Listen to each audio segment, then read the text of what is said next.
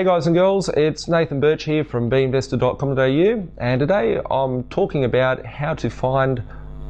properties. And I guess I'm going to go through, let's say, 5 ways to, I was holding my hand up, so 5 ways to find properties and identify properties. So the first one is you can go out there and look in all the magazines and go onto realestate.com and domain.com.au, of course, and look at properties that are for sale. You can build rapport with real estate agents, go and look at properties, trail hours through properties, look and identify stuff yourself.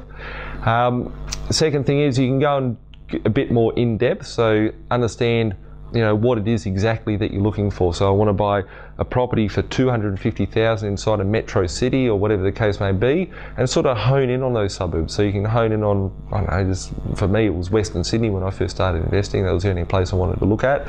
Looked at Western Sydney and I looked at what would fit inside my budget and worked out, okay, these are the sort of properties that I can find within my budget. I need to go and research it a bit more and then do all the legwork.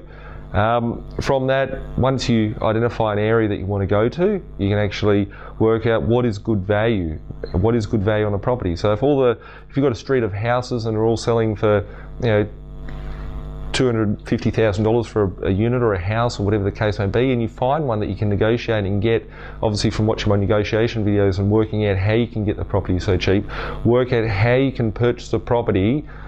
instead of being $250, purchase it for $200 by solid negotiation, securing the property and making it happen. The other 2 options, obviously we've got propertydealfinder.com.au, where you can go and subscribe,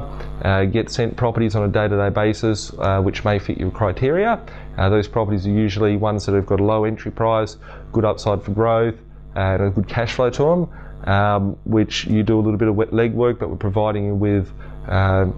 leads to be able to go and purchase those properties with a bit of supporting documentation, be it of a cash flow sheet, so you can understand how the numbers are going to affect you as a property investor. They're all estimated numbers, of course, not taking into consideration tax deductions and all that sort of stuff, and some supporting evidence as far as being like an RP data report, which RP data is the company that most banks use for valuation purposes, etc., where you can actually see what other properties have been selling for in the area, get a good understanding on where the value sort of lays. Or the 5th option, which is making sure that Nathan personally negotiates a property on your behalf, and being a part of property investment agents, where we can actually locate a property for you, get it at the right price, get it negotiated, and wrap it up where it's a seamless transaction where all you have to do is say, yes, I've got enough supporting documentation to see that this is a good value deal. You can hop on to realestate.com and domain and double check and do all that sort of stuff, but we'll actually go out there and take our baseball bat and negotiate on your behalf and be able to take all the pain and all that sort of stuff out of it for you. So there's a few different ways of how you can actually locate properties, what sort of resources you can go to. For myself personally, I used to spend about 8 hours a day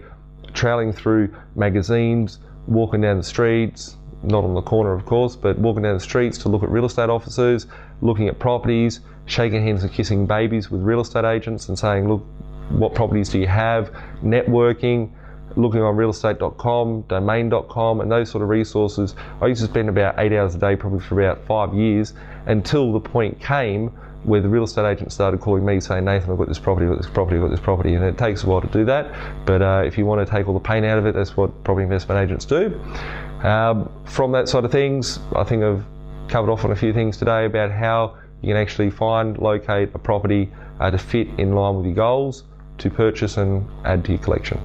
Thanks again for watching, we'll catch up soon.